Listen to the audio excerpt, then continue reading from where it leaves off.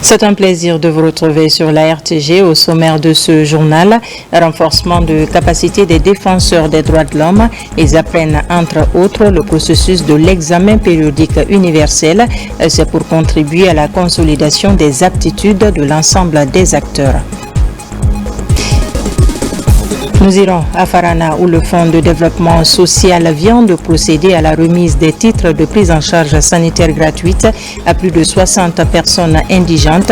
Cette initiative du chef de l'État vise à offrir des soins gratuits à ces patients victimes de plusieurs pathologies. Aussi dans ce journal, il sera question du Salon international de Dakar. La Guinée sera présente à ce grand rendez-vous de la mode qui se tiendra au Sénégal. L'équipe qui représentera notre pays a reçu le tricolore national des mains du ministre de la Culture. Voilà pour les titres.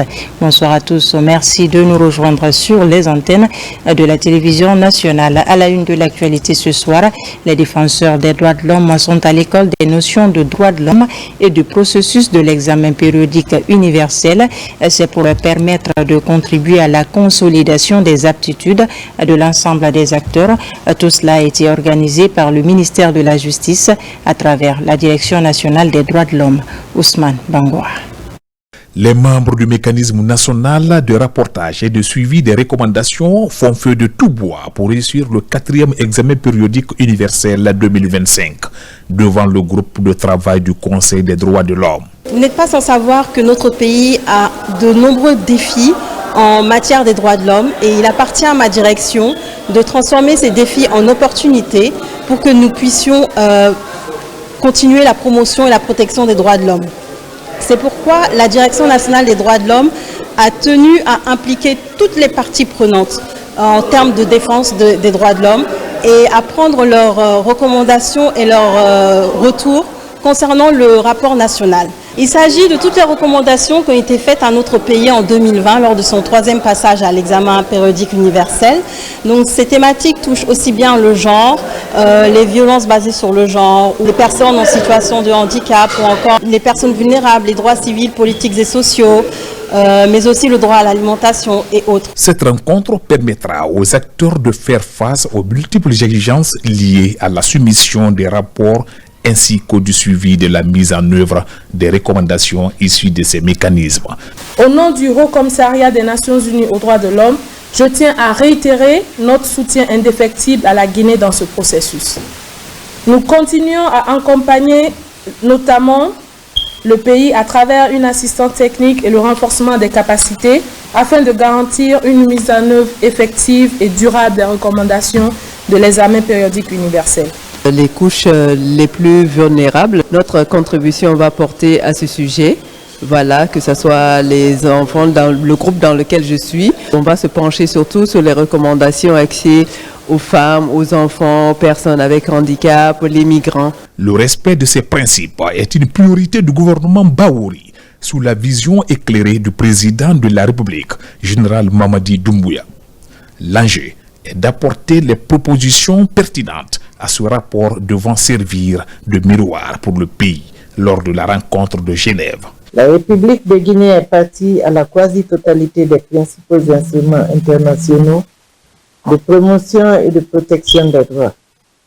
L'adhésion à ces instruments induit des obligations pour notre pays, dont la principale porte sur la rédaction des rapports dus à ces instruments. Notre présence ici est justement de tenir un de ces engagements, en l'occurrence la préparation du dépôt du rapport de notre pays au titre de l'examen périodique universel. Pendant 3 jours, les 32 participants, dont 5 membres titulaires du mécanisme national interministériel de rapportage et de suivi des recommandations en matière de droits de l'homme, tenteront de retrousser les manches pour être mieux outillés sur les notions des droits de l'homme et le processus de l'examen périodique universel. Affaire présumée de détournement de 700 milliards à la Direction générale des douanes. Une enquête est engagée pour situer les responsabilités. Déjà, plusieurs hauts cadres de la douane et des boîtes de transit sont visés. Le procureur spécial près la CRIEF a fait une déclaration pour parler de l'évolution de la procédure. Ali Touré est au micro de Tierno Younsaba. Suite à une dénonciation, la Direction centrale des investigations judiciaires de la Gendarmerie nationale a procédé à des enquêtes sérieuses autour des cas de détournement, de malversation et de corruption au niveau de la Direction générale des douanes. De leur enquête, il ressort qu'un réseau composé de douaniers et de plusieurs transitaires opère au niveau de la Direction générale des douanes pour contourner le procédé classique de paiement au guichet unique pour encaisser des fonds au préjudice de l'État. Ainsi, le mode opératoire utilisé est le recyclage des références FT et par ce moyen, un montant de plus de 700 milliards de francs guinéens a été détourné au préjudice de l'État.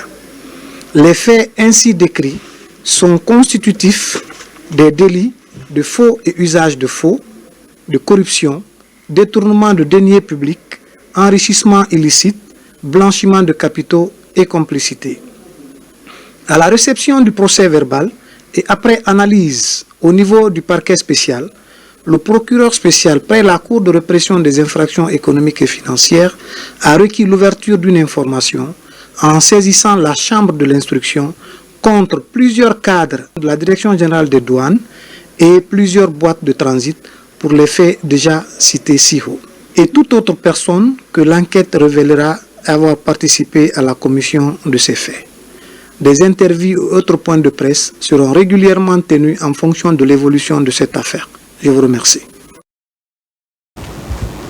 Dans l'actualité encore, les chefs de département du pôle économique, financier et monétaire se sont retrouvés ce matin à l'université de Sonfonia avec la mission résidente du FMI et quelques partenaires techniques. Ils ont participé à la présentation du rapport trimestriel du Fonds monétaire sur la région ouest-africaine. Le point avec Aboubacar Ba. Entre réforme et grande espérance, c'est le thème choisi par la mission résidente du Fonds monétaire international pour parler de la situation d'ensemble des économies régionales pour l'année en cours à l'université de Sonfonia. L'expert du Fonds monétaire a axé son intervention sur l'action des pouvoirs publics en matière d'accès au financement, la problématique de la croissance inclusive, la dette et l'inflation qui constituent le socle du développement. De l'analyse de la situation, on note une amélioration des réformes économiques, une inflation au beau fixe malgré les difficultés liées au fardeau de la dette. Néré Nouman du Fonds monétaire conseille la poursuite des réformes dans la mobilisation des recettes, ajuster le dosage des politiques économiques tout en améliorant la gouvernance. En général, les choses vont bien. Donc, on a des déséquilibres macro qui s'améliorent. Donc, inflation en baisse, la dette qui se stabilise, les taux de change se stabilisent. Donc, beaucoup de bonnes nouvelles. Donc, en même temps, les marchés sont en train de se réouvrir avec plus de participants au marché des euro-obligations qui sont en train d'entrer sur le marché. Dans son intervention, le ministre des Finances a largement développé les questions de résilience économique, les réformes pour une croissance inclusive et durable, l'emploi, l'accès au crédit et la consolidation des projets et programmes du gouvernement sans toutefois compromettre le développement. Il y a une tendance baissière de l'aide publique au développement. Et cette tendance baissière rend vulnérable le bouclage de nos budgets. D'où la nécessité d'aller chercher de nouveaux financements pour rendre notre cas d'investissement totalement financé pour que les projections de dépenses d'investissement qui y sont puissent être réalisées. Quant au ministre du Budget, l'accent a été mis sur les réformes budgétaires pour soutenir le déficit et booster la croissance. Fassine Silla a donné d'amples informations sur les efforts du gouvernement pour contenir les pressions sociales au regard des besoins énormes de développement dans les secteurs porteurs de croissance. Les fonds sont distribués. Si on dit qu'au niveau de la protection sociale, l'État ne fait rien, les partenaires ne font rien, on aura menti. Mais est-ce que ce qu'on nous donne aujourd'hui comme accompagnement nous aide à nous sortir de la pauvreté? C'est cette question qu'il faut bien se poser. Il faut bien aller au-delà des transferts monétaires qu'on fait aujourd'hui aux couches les plus vulnérables, à l'accompagnement qu'on fait aux femmes en une fois, one shot. Il faut penser à une stratégie pour les sortir définitivement de la pauvreté et c'est sur ça que nous sommes en train de travailler. Pour créer davantage les conditions favorables à l'éclosion des emplois à travers des investissements réalisés, le gouvernement s'est engagé à élaborer un pacte de stabilité sociale pour observer une trêve sociale dans le pays, ce qui permettra de contenir certains facteurs de risque présentés dans le rapport, notamment les risques liés aux pressions sociales. Et le pacte de stabilité, c'est un mécanisme que nous sommes en train d'élaborer avec des acteurs sociaux, le patronat qui représente le secteur privé et également toutes les organisations syndicales qui représentent la force ouvrière pour s'accorder sur ce dispositif de trêve sociale. Côté Banque centrale, les indicateurs sont au beau fixe. Une inflation à un chiffre, la situation monétaire intégrée indique que notre monnaie se porte bien. L'inflation est véritablement maîtrisée. Nous sommes aujourd'hui l'une des économies les plus compétitives de la sous-région. Tous ces efforts, toutes ces mesures appellent à une synergie d'action de toutes les structures gouvernementales. Quand on doit reconstituer les réserves de champs de la nation, il y a tout un ensemble de pans d'entités administratives qui sont concernées. À la fin de la rencontre, le secrétaire général du département du plan et de la coopération et l'ancien premier ministre Cabinet Komara ont largement développé les problèmes liés à la coopération multidimensionnelle, les réformes sur le secteur minier principal pourvoyeur de devises et les questions liées au climat, à la pluviométrie et à la diversification des zones de production. Le secrétariat général du gouvernement a annoncé l'adoption d'un système de management de qualité conforme à la norme ISO 9001 visant à moderniser l'administration publique. Cette démarche qui reflète l'engagement des autorités pour la transparence s'inscrit dans un processus de transformation globale soutenu par la formation des cadres et la collaboration des partenaires internationaux dont l'Union européenne. Aboubakar Ami Kamara, Djena Boubari. Dans le cadre de son engagement à moderniser et à rendre plus performante l'administration publique, tout en assurant une plus grande transparence, le secrétariat général du gouvernement a lancé un processus de mise en place d'un système de management de qualité conforme à la norme internationale ISO 9001. L'obtention de cette certification constituera un atout majeur pour la modernisation de l'administration et contribuera à renforcer la confiance entre les institutions publiques et les citoyens. On accompagne le secrétaire général du gouvernement pour obtenir ce certificat de gestion qui correspond aux normes internationales. Et on fait ça à côté des autres actions que nous menons avec le secrétariat général. Et c'est avec un seul but, c'est de moderniser l'administration publique. Cette cérémonie de remise de certification ISO qui fait suite à une formation visant à renforcer les compétences de 20 cadres a réuni de nombreuses personnalités, y compris des membres du gouvernement et des représentants de l'Union européenne. À travers cette formation, les cadres se sont imprégnés des principes simples qui guident le travail de quelqu'un qui est au contact des populations ou des départements ministériels pour lesquels nous, en réalité, nous travaillons. Nous travaillons à l'interministérialité, faciliter la coordination du travail. Ça invite à être disponible. Ça invite à créer des méthodes, des liens et faciliter ce travail-là pour être proactif. Et nous comptons vraiment pratiquer ce que nous avons appris afin que le secrétariat général du gouvernement ne soit qu'une phase test. Lors de cette cérémonie, la délégation a également eu l'opportunité de visiter les locaux du secrétariat général du gouvernement ainsi que les monuments commémorant les compagnons de l'indépendance. Pour aller vite et bien dans les préparatifs des futures échéances électorales, le gouvernement organise bientôt les audiences foraines administratives. Elle vise à réguler les citoyens sans acte de naissance. Le lancement de l'opération a eu lieu ce jour au compte de la session d'appropriation des magistrats et cadres du ministère de l'administration du territoire et de la décentralisation. Reportage Amadou Touré. À cause du dépassement du délai prévu par la loi pour l'acquisition d'un extrait de naissance, nombreux Guinéens manquent ce document administratif très utile pour tout acte administratif et de citoyenneté. Pour corriger cette situation, le gouvernement lance à partir de cette rencontre les audiences foraines administratives de régularisation des citoyens sans acte d'état civil au compte de la cession d'appropriation des magistrats et des cadres du ministère de l'administration du territoire et de la décentralisation. C'est la justice qui sort du ministère du palais de justice pour aller à l'encontre des citoyens.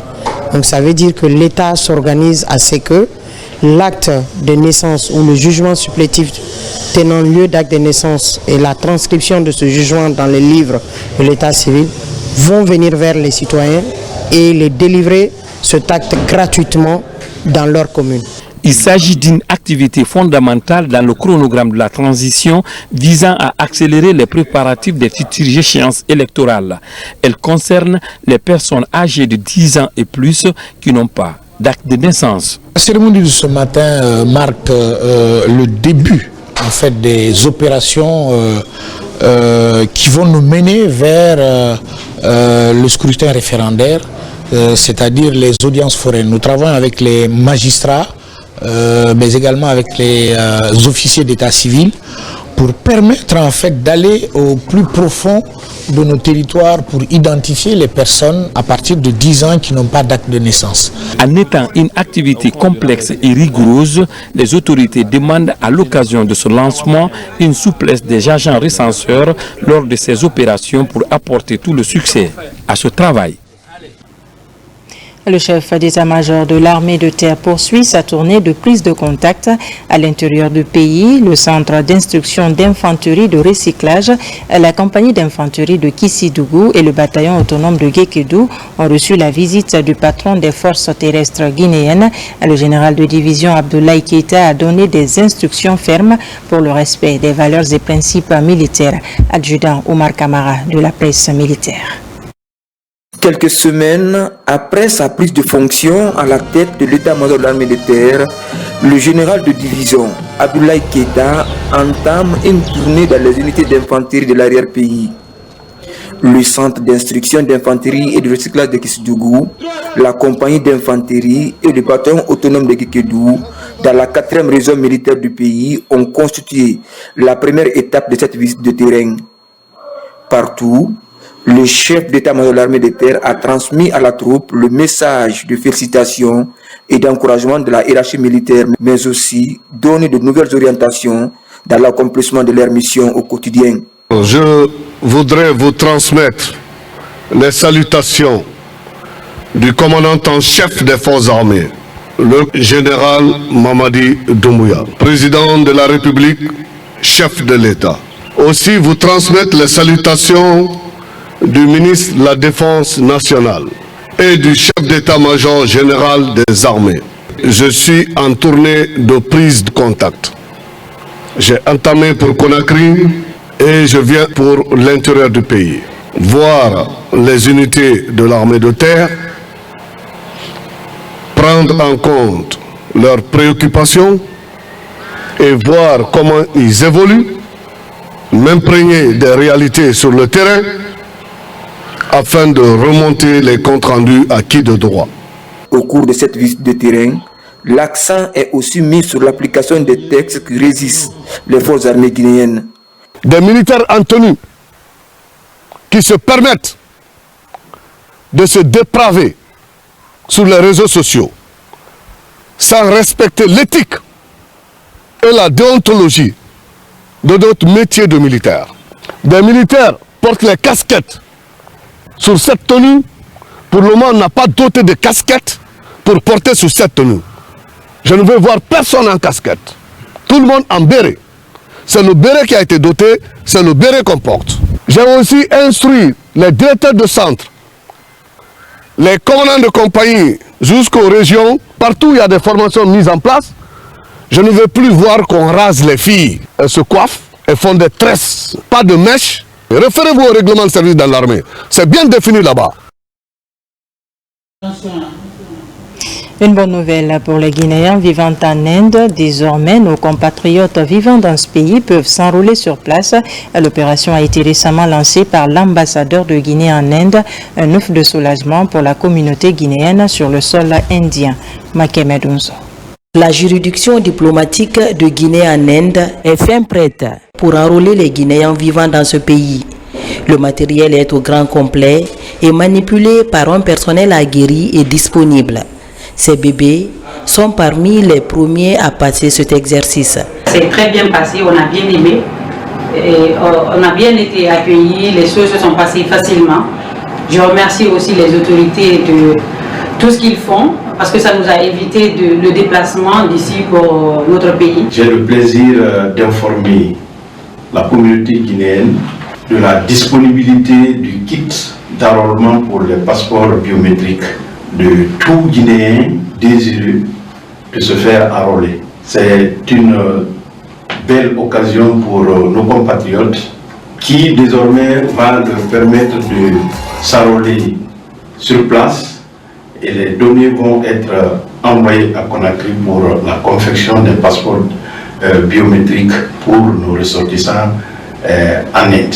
C'est le 13 novembre dernier que la communauté a été informée de cette opération à travers un communiqué de l'ambassade.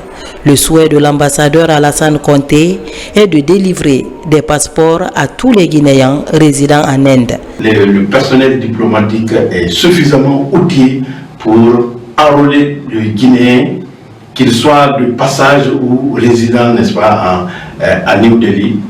Tout Guinéen se trouvant, n'est-ce pas, dans les autres juridictions de notre mission diplomatique peut venir s'enrôler et dans les 2 semaines à 1 mois, le passeport pourrait être disponible. Cette opération d'enrôlement est une politique gouvernementale qui permet aux Guinéens de la diaspora de disposer de leur passeport biométrique où qu'ils se trouvent. Dans le chapitre éducation, on parle encore ce soir de la semaine nationale de la recherche scientifique et de l'innovation. Au menu, le prix annuel au meilleur projet de recherche et d'innovation. Ils sont au total 16 candidats dont les 3 premiers prix seront récompensés, surtout avec des thématiques liées au développement durable, l'intelligence artificielle ou encore le digital. Mounir Barish, Amarako Bassouma.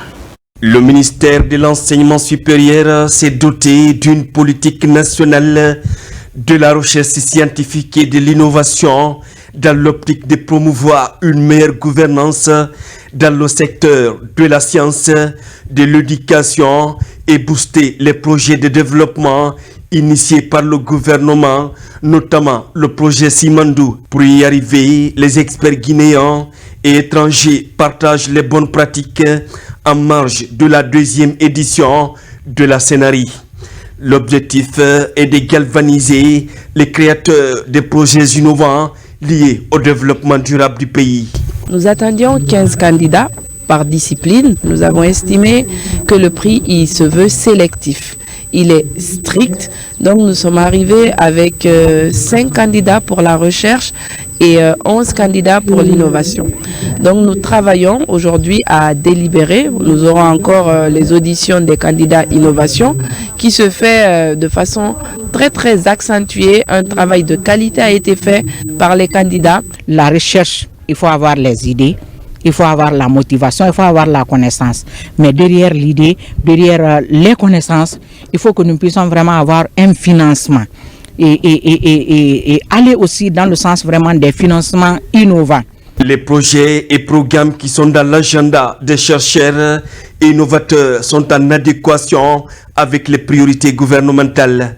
Il s'agit par exemple de la gouvernance, du développement rural, l'environnement, le digital ou encore de l'intelligence artificielle. C'est une semaine de promotion de la recherche et l'innovation.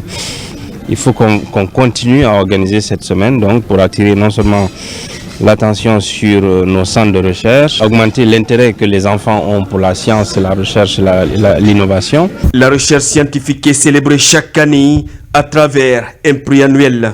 Les différentes recommandations seront d'ores et déjà capitalisées. Sur la même lancée à Massanta, c'est la joie dans les concessions scolaires. Le président de la République, à travers la famille du général Amara Kamara, a offert des kits scolaires aux meilleurs élèves des examens de passage des classes intermédiaires. La cérémonie de remise a mobilisé l'ensemble des acteurs du système éducatif guinéen ainsi que les autorités administratives. Lancy Kamisoko. De la joie, de la fierté et de la reconnaissance dans les concessions scolaires de la préfecture de Massanta. C'est suite au don de fournitures scolaires du chef de l'État aux lauréats des examens nationaux et aux meilleurs élèves des classes intermédiaires. Monsieur le Président, merci. Aux autres citoyens de Massanta, aux autres cadres de Massanta, aux autres opérateurs économiques de Massanta, je voudrais lancer le même appel de suivre le pas du président de la République pour que Massanta puisse aller de l'avant en matière de formation et d'éducation des enfants. J'ai été la première des filles. Je remercie le président général Mamadi Doumbouya avec son gouvernement. Je remercie monsieur le député de Massanta. Je remercie les enseignants et les enseignantes et je remercie les donateurs. Je remercie le donateur, le général président Mamadi Doumbouya.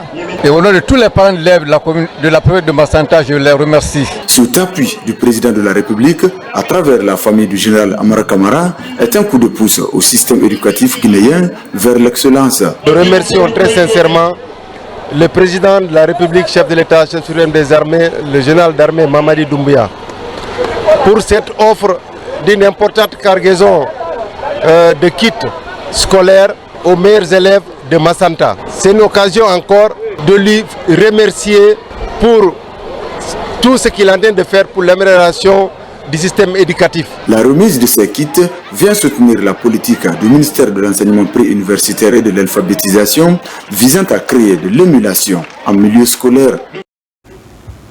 Sur un autre plan à Boké, le programme alimentaire mondial PAM vient de mettre à disposition des paysans du monde rural du district de Kabakoria un magasin de stockage des produits agricoles, mais aussi des outils agricoles. L'idée vise à accompagner l'État guinéen dans son programme de lutte contre l'insécurité alimentaire dans le pays. Plus de détails avec Younous Atawel Kamara. Il s'agit de ce magasin de stockage des produits agricoles d'une capacité de 50 tonnes, de machines agricoles et d'étuvage, mais aussi des semences données par le programme alimentaire mondial PAM aux paysans agriculteurs du district de Bokaria dans la sous-préfecture de Kolaboui.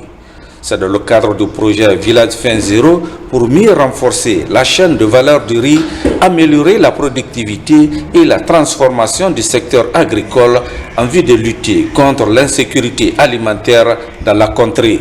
Si vous faites bon travail, on peut donner promotion à paix.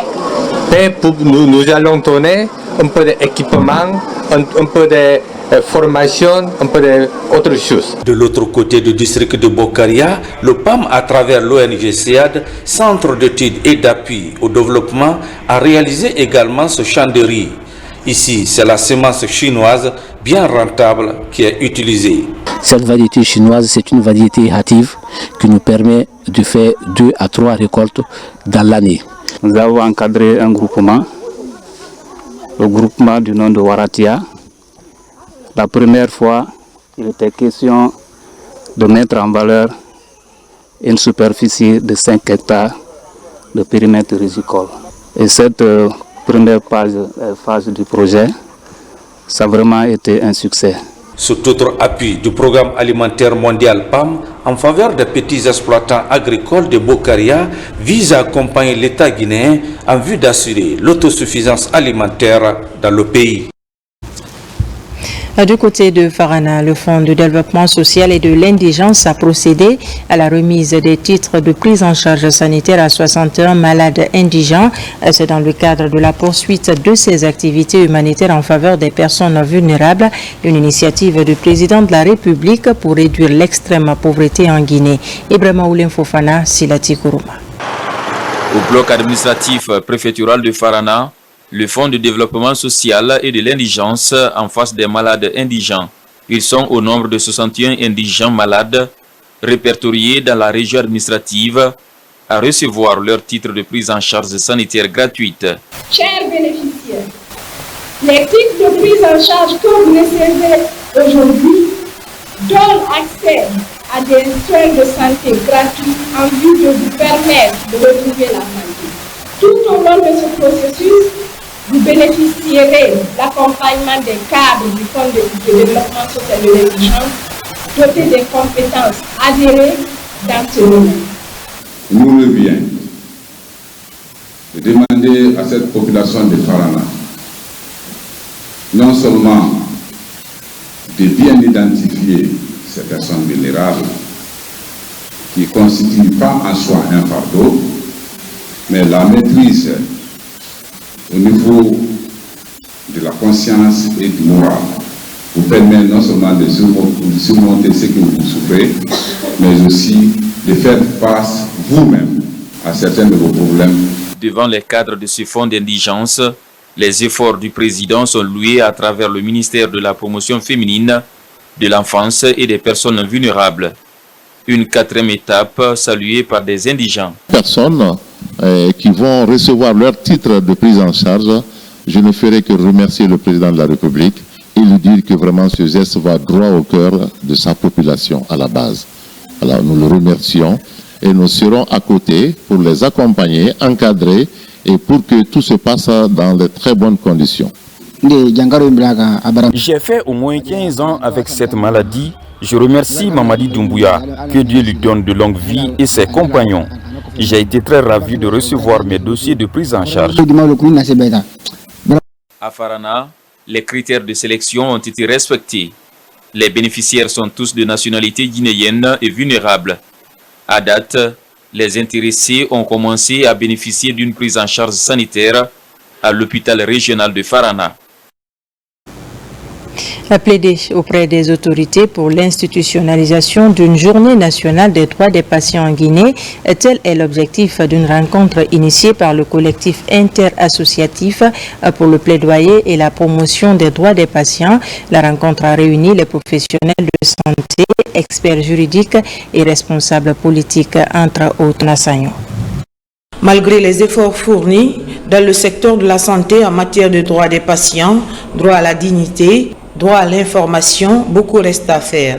Pour y remédier, le collectif interassociatif pour le plaidoyer et la promotion des droits des patients plaide auprès des autorités pour l'institutionnalisation d'une journée nationale des droits des patients en République de Guinée. Nous sommes venus pour faire un plaidoyer au niveau de l'État, des institutions, pour que nous ayons une journée nationale des droits des patients. Et nous avons jugé nécessaire d'inviter les médecins, les sages-femmes et les organisateurs de la société civile. Tout un chacun a été victime. C'est la manière qui diffère. C'est pour vous dire qu'on a largement besoin d'informer la communauté à la base. La communauté, quand elle n'est pas informée, elle ne peut pas savoir à quoi s'attendre. L'information doit être au centre de tout. Dans la salle de conférence du CADESO de Donka, les droits des patients et les enjeux de leur prise en charge sont au centre des échanges entre les participants. Des médecins qui faillissent entre autres à leurs obligations, à leur serment dans l'exercice de leur profession. Pour le cas Massila, c'était des médecins qui devaient être là pour la protéger, pour la soigner, pour la mettre en confiance, qui se sont révélés être les bourreaux de Feu Massila. Cette thématique, elle est essentielle lorsqu'on fournit des efforts conséquents pour permettre aux patients d'entrer dans leurs droits, mais aussi pour donner les moyens au corps médical de respecter le droit des patients. On améliore de façon substantielle la qualité des soins qui sont offerts dans nos structures. Cette initiative du collectif interassociatif pour le plaidoyer et la promotion des droits des patients autour de la protection des droits des patients et l'amélioration de leur prise en charge est financée par Soltis. Des motos et des outils d'animation pour 92 collectivités de la Moyenne-Guinée. C'est dans le cadre de la mise en œuvre du projet d'appui à la gouvernance locale piloté par l'ANAFIC. La cérémonie de remise s'est déroulée en présence du gouverneur de Mamou. Mamadou Paté-Baldis est notre correspondant dans la zone. En Guinée, les effets du changement climatique impactent négativement sur les activités socio-économiques des collectivités locales. Pour accompagner ces localités à impulser un véritable développement à la base, Le projet d'appui à la gouvernance locale à travers ANAPIC vient d'offrir aux 92 collectivités de la Moyenne-Guinée des engins et des outils d'animation communautaire. Le changement climatique est quelque chose que l'on vit tous les jours, mais nos populations en souffrent tous les jours et il serait très important qu'on puisse avoir des programmes de développement, des programmes de planification de développement qui puissent nous permettre de considérer ces impacts directs ou indirects du changement climatique. Ce projet vise d'abord à sensibiliser les gens et plus tard à aider les populations et les collectivités à réduire la vulnérabilité au choc climatique. Mise en œuvre par l'ONG GT 2050, l'objectif de ce don est de sensibiliser ces communautés à intégrer les changements climatiques dans leur plan de développement local climato-résilient. ANAFIC, à travers GT 2050, qui est une ONG qui a été sélectionnée, doit appuyer les collectivités dans le cadre de réactualisation de leur PDL, tout en tenant compte l'intégration verticale des enjeux climatiques, également les dimensions genre, inclusion sociale et tous les risques qui sont liés au changement climatique. En plus de ces motos, l'ONG GT 2050 a mis à disposition des superviseurs des 8 préfectures bénéficiaires des outils didactiques pour animer des consultations avec les différentes communautés en vue de l'élaboration de leur plan de développement. Pendant ce temps, le comité d'organisation du Forum économique d'émergence Magazine était face à la presse. Il était question de livrer au public les couleurs de la 3e édition du Forum. Au-delà des prix spéciaux, déjà 11 autres prix sont en jeu. Compte rendu, Alpha Isiagaba. Les 20 et 21 février 2025 se tiendra à Conakry le Forum économique d'émergence Magazine. C'est le forum qui récompense les acteurs de l'économie guinéenne. Simandou 2040, les enjeux pour l'économie guinéenne est le thème retenu pour cette 3e édition. Nous avons tous caressé le rêve que Simandou soit réalisé enfin. Et donc on est pratiquement au bord de la réalisation de ce rêve. Il faut travailler pour accompagner le projet, pour bien évidemment que le projet profite aux Guinéens. Et donc c'est dans ce cadre-là que nous lançons cette réflexion pour inviter des personnes d'expérience qui vont venir partager leur expérience autour des grands enjeux pour l'économie guinéenne. Au forum, plusieurs panels seront organisés et animés par des spécialistes de l'économie. La particularité de cette 3e édition, certaines catégories ont été supprimées. C'est le cas des médias par exemple. Le rôle du secteur judiciaire dans l'amélioration du climat des affaires. Deuxième panel thématique, c'est l'innovation et la recherche. Donc le poids de l'innovation et de la recherche dans la transformation de l'économie. Le 3e panel thématique va concerner l'énergie, l'environnement et le développement. On va primer pour une 3e fois certains acteurs majeurs de l'économie guinéenne. Aujourd'hui, la particularité de Emergence Magazine, c'est qu'Emergence Magazine a délégué la tâche de faire l'évaluation à notre cabinet. Le Forum économique d'émergence Magazine 2025 va réunir plus de 500 participants au dire des membres du comité d'organisation. Ce samedi 7 décembre sera célébrée la Journée internationale de l'aviation civile. Cette année marque le 80e anniversaire de la signature de la Convention relative à l'aviation civile internationale à Chicago, un instrument de droit aérien international qui sert de cadre pour l'exercice ordonné des activités d'aviation civile internationale. La déclaration du secrétaire général du ministère des Transports est commentée ici par Abraham Christophe Conti. Chaque jour, des milliers d'avions survolent nos têtes, transportant des milliers de passagers. Cependant, ce secteur est également responsable de près de 2,5% des émissions mondiales de CO2. Face à ce défi environnemental, l'aviation civile mondiale se transforme. Cette année, le mot d'ordre est clair. Un ciel sûr, un avenir durable. Ensemble, pour les 80 prochaines années, un thème qui engage les autorités du ministère des Transports. La République de Guinée y a adhéré dès les premiers mois de son accession à l'indépendance. C'était en mars 1959. devenant ainsi le 75e État membre de cette institution spécialisée de l'Organisation des Nations Unies qui ont orienté et impulsé sur le plan mondial toutes les activités liées au secteur de l'aviation civile. Le 7 décembre de cette année marque le 80e anniversaire de la signature de la Convention relative à l'aviation civile internationale à Chicago, aux États-Unis.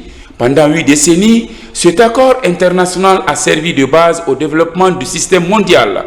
Le secteur de l'aviation civile guinéenne a enregistré une évolution progressive au cours de laquelle d'importantes infrastructures de transport aérien ont été réalisées, permettant ainsi de doter notre pays d'un réseau étoffé d'aéroports disséminés dans toutes les régions du territoire national. Ces aéroports étaient exploités par une compagnie nationale qui faisait partie des fleurons du transport aérien en Afrique. Malheureusement, les politiques inadaptées qui ont été menées au fil du temps n'ont pas permis de consolider et de développer ces acquis qui faisaient tant la fierté de notre pays. La Journée internationale de l'aviation civile a été créée par l'initiative de l'OACI, Organisation de l'aviation civile internationale. Une journée qui a pour objectif de souligner l'importance de l'aviation civile dans le développement socio-économique des États. À présent, ce communiqué du gouvernorat de la ville de Conakry. Malgré les efforts du gouvernorat et des services compétents de l'État, les sensibilisations et les opérations de déguerpissement répétées, les occupations illégales, anarchiques et récurrentes des emprises des rues, des façades de concessions et de boutiques au bord des voiries urbaines se multiplient et persistent. Le gouvernorat de la ville de Conakry, gestionnaire de la collectivité urbaine, rappelle aux auteurs que ces pratiques d'incivisme et la population l'obligation de libérer sans délai toutes les emprises et les espaces occupés par les étalages, les marchands, les garages, les ateliers, les épaves, les abris de fortune, les parkings improvisés, etc. À cet égard, une opération de dégagement et de déguerpissement systématique en collaboration avec les services régionaux de sécurité sera déclenchée et suivie de sanctions le dimanche 8 décembre 2024. Tout véhicule ou tout autre objet pris au cours de cette opération sera mis en vente aux enchères par un commissaire-priseur après les 40 jours de son immobilisation. Merci de votre compréhension. Général de brigade 2e section, Hadja Mahawa Silla. Pour lutter contre les fléaux qui freinent l'épanouissement des femmes, la Banque mondiale accompagne la Guinée à travers le projet Suède. Vous allez le voir dans les régions de la baie et Farana. Le projet contribue à changer les mentalités et éduquer les filles et femmes tout en apportant un soutien à celles victimes de violences. C'est le grand format de ce soir signé Tierno Ousmane Diallo. Alors qu'elle rêvait d'exceller dans l'entrepreneuriat, cette jeune mère a vu sa vie basculer quand elle s'est vue contrainte par ses parents d'épouser un inconnu à elle, se trouvant dans l'un des villages à Daboula. Un mariage forcé qui n'aura duré que 2 ans environ, mais une éternité pour celle qui aura été marquée par une difficile vie conjugale avec un sentiment d'abandon, même étant en état de famille. Ils ont donné ma main à un homme, mais ça n'a pas marché, car je ne l'aimais pas. J'invite les parents à tenir compte de la vie de leur fille pour éviter l'expérience que j'ai vécue. De retour chez ses parents, la jeune mère doit affronter de nouvelles réalités de la vie avec un enfant dont elle doit s'en occuper. Comme elle, elles sont nombreuses à voir leur destin basculer et à souffrir de choix imposés. Pour leur offrir des espaces d'expression et d'encadrement, des moments de rencontre comme celui-ci sont créés entre femmes, des espaces sûrs, fruits du projet Suède. Le projet pour l'autonomisation des femmes et le dividende démographique au Sahel, financé par la Banque mondiale et mis en œuvre par certaines ONG comme Plan International Guinée, intervenant dans ce cadre dans les régions de Labi et de Farana. Quand on est dans l'espace sûr, on ne se cache rien, on se dit tout là-bas et ça reste là-bas. Les secrets de l'espace sûr, ça reste dans les espaces sûrs. Il y a les filles qui ont eu des enfants à l'âge de 13 ans. Il y a les problèmes qu'elles ont eu là-bas, elles m'ont expliqué encore. Le message que je lance aux parents, de ne pas abandonner les enfants, de ne pas mettre la différence entre les filles et les hommes. Si Dieu t'a donné des filles, c'est que c'est ce qu'il a voulu. Une fille très bien éduquée, c'est une société qui est éduquée. Tout comme les femmes, les hommes aussi sont impliqués dans la mise en œuvre de ce projet afin d'améliorer significativement la condition de la femme. Dans les espaces sûrs spécialement aménagés pour les hommes, des clubs de maris et futurs maris sont créés et les discussions permettent d'obtenir d'eux plus d'engagement dans la lutte contre les violences faites aux femmes, mais aussi renforcer leur compréhension afin de développer la complémentarité dans la vie de couple. On a compris que vraiment la femme n'est pas une esclave. L'homme modèle doit aider sa femme. Tu dois être toujours au même esprit que ta femme. La femme doit aider son mari, le mari doit aider sa femme. Entre moi et ma femme, le foyer n'était pas tout bon. Chaque fois, c'est des cris. Chaque fois, ça va, ça ne va pas. Mais depuis le projet Suède est venu, depuis que j'ai commencé la formation, vraiment, alhamdulillah, moi et madame, avant, ça ne va pas, mais à l'air là, ça va. Ça va de plus que le mot même. À Tangali, par exemple, dans la région de l'Abbé, les mentalités commencent à changer. De plus en plus, les hommes assistent fièrement leurs femmes sans craindre un regard moqueur, comme dans ce restaurant.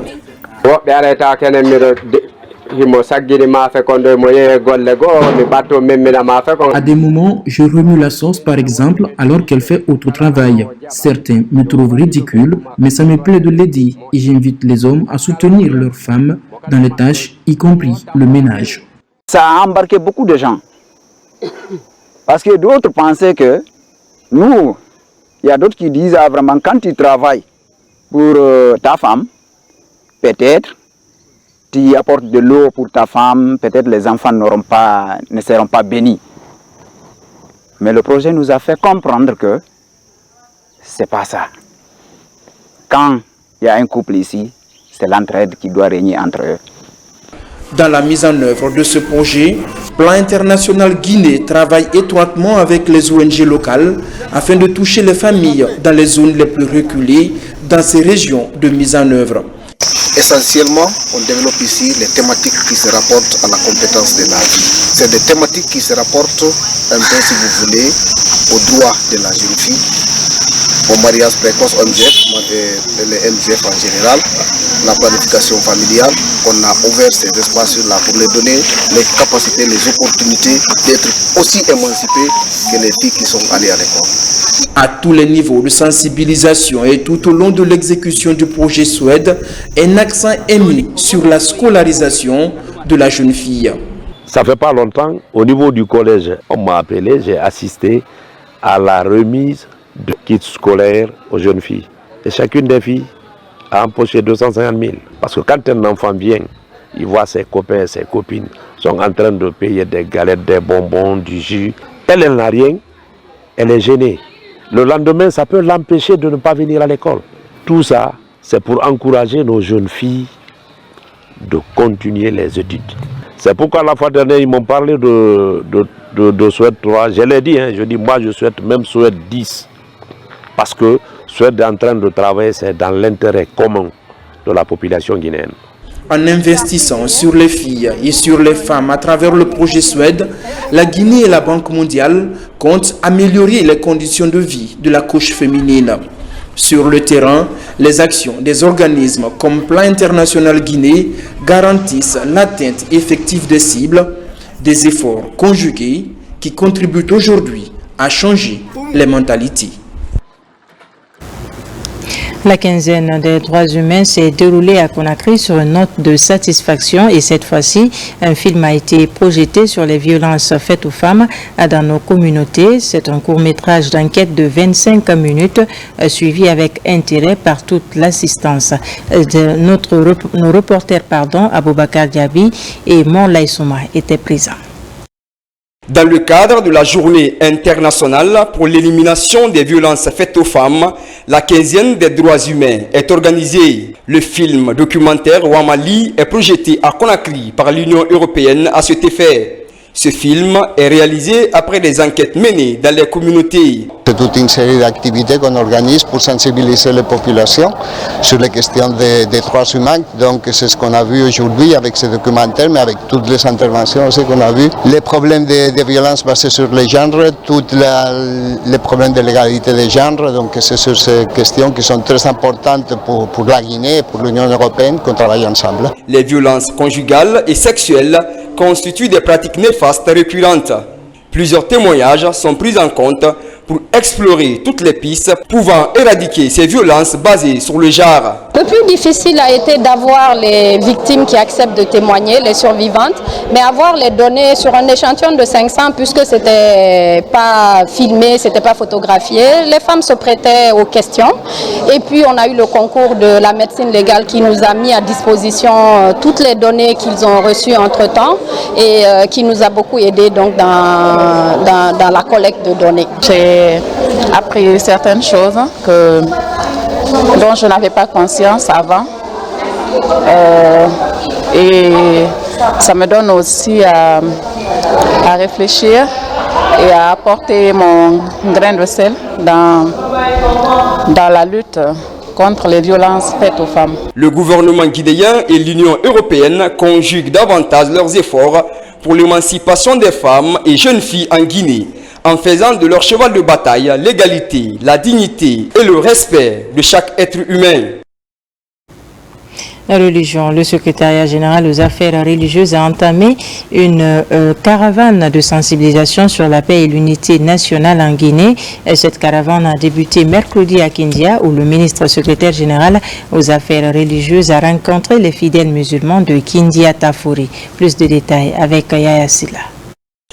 C'est une première rencontre tête-à-tête entre le ministre secrétaire général aux affaires religieuses et le Kuntigi de la Basse-Côte à Kindia depuis sa désignation pour assurer l'autorité morale. Le secrétariat général des affaires religieuses a pris l'initiative d'organiser une caravane de la paix sur toute l'étendue du territoire dans le cadre de renforcement des liens de solidarité, de fraternité et d'unité nationale entre les filles et fils de Guinée.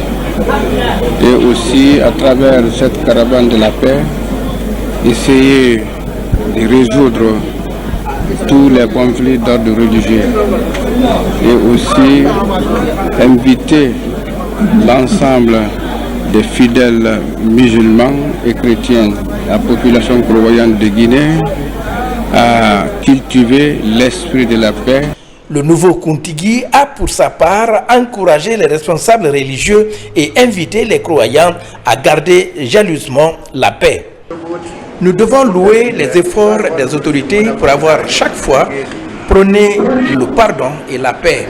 Et le choix de El Hadj Karamou Diawara pour diriger les affaires religieuses est un bon choix. La caravane de sensibilisation du chef de département aux affaires religieuses se poursuivra dans les autres régions du pays. Et puis, la Jeune Chambre internationale tient sa convention nationale, le moment de faire le bilan des activités de l'exécutif 2024 qui tire à sa fin, mais également renouveler le bureau. Selon les textes de loi qui régissent la structure, une nouvelle équipe va diriger ce mouvement de jeunes dès le début de l'année 2025. Reportage Moussa Bangoa. L'année 2024 tire à sa fin. La Jeune Chambre internationale Guinée tient sa convention nationale, une instance de discussion et de décision avant de rendre le tablier. Dans quelques jours, l'exécutif national 2024 a rappelé les actions entreprises courant l'année où des résultats ont été enregistrés. Au cours de cette année, nous avons maintenu vraiment le niveau de l'organisation. Nous avons représenté la Guinée au-delà de ses frontières lors de la réunion des présidents nationaux. Au cours de cette année, nous avons été champions d'Afrique et du Moyen-Orient en débat. au président pour l'année 2025. Je lui dis courage et plein de succès pour les activités et je l'invite à maintenir le flambeau encore très haut pour continuer à vendre la Guinée, à participer à la promotion des valeurs du CNRD. À ce dîner des Awards, de nombreux prix ont été décernés à plusieurs acteurs et membres des organisations locales de la Jeune Chambre. Pour le mandat 2025, nous comptons élargir nos relations avec les entreprises, les institutions. Nous mettons à leur disposition nos compétences, notre savoir-faire pour le bien de la Jeune Chambre de Guinée et pour le bien de la jeunesse guinéenne. J'ai trouvé une organisation solide avec des membres de qualité, des membres soudés, une organisation qui est unie. Pour mieux servir la communauté, un terrain vient d'être mis à disposition pour la construction d'un siège national de la Jeune Chambre internationale Guinée. Un mot de culture pour terminer. Salon international de Dakar, la Guinée est le pays d'honneur à ce rendez-vous de la mode. Le Bembea Jazz National va représenter notre pays à la nuit dédiée à la Guinée. Aux côtés de l'orchestre, il y aura également Mick Paraya et Habib Fatako. Avant son départ, l'équipe a reçu le tricolore national des mains du ministre de la Culture. Suivez ce reportage d'Ousmane Ba et Mamadou Djoumaba. L'orchestre mythique le Bembea Jazz National a choisi pour représenter la Guinée à la foire internationale de Dakar. Un rendez-vous de la mode qui va accueillir plusieurs pays avec la Guinée et le Rwanda comme pays invités d'honneur. Avant son départ, le groupe au grand complet est reçu par le ministre en charge de la culture, Moussa Moïse Silla. Le capitaine de l'équipe, Sekou Diabaté Bembea, le Diamond Finger, reçoit le tricolore national, le rouge jaune vert que ces artistes doivent hisser très haut à cet événement, surtout à la nuit dédiée à la Guinée. Mais je souhaiterais que la nuit de la Guinée soit la nuit qui restera gravée dans la mémoire donc de tous ceux qui feront le déplacement à cette foire et notamment des autorités sénégalaises qui vous ont réclamé. Et sur ce, nous allons donc vous remettre au nom du président de la République le tricolore national, symbole de votre engagement à verser votre sang s'il le fallait pour honorer la République de Guinée qui vous a tout donné. On a été choisi avec la génération, troisième génération de Bembea, dont je suis à la tête, pour encore aller donner ce que nous pouvons faire, ce qu'on a l'habitude de faire, la musique originale de chez nous. Donc, si on nous a fait confiance, nous espérons, Salah, à la question, on bien sait quoi que. Dans cette mission, deux autres artistes sont aux côtés de Bembea. Il s'agit de Mick Paraya, le précurseur du Poda, et Habib Fatako. Je suis fier de représenter, accompagner mon pays quand même. La Guinée, c'est mon pays, donc je suis fier de ça. C'est ce jeudi que l'équipe a pris le vol, destination le pays de la Teranga, avec l'engagement de représenter dignement la Guinée. Voilà qui met fin à ce journal. Merci de nous avoir reçus chez vous. L'actualité se poursuit sur notre site le www.rtgguinée.info. On se retrouve demain pour une nouvelle session d'information de la Guinée, notre paradis, terre de richesse et d'innovation. Bonsoir.